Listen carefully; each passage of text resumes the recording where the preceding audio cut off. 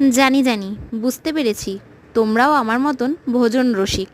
এই রকম লাল লাল মটন কষা দেখলে খিদেকে আর ওয়েটের লিস্টে রাখা যায় বলো? মনে হয় সব ছেড়ে দিয়ে হামলে পড়ি।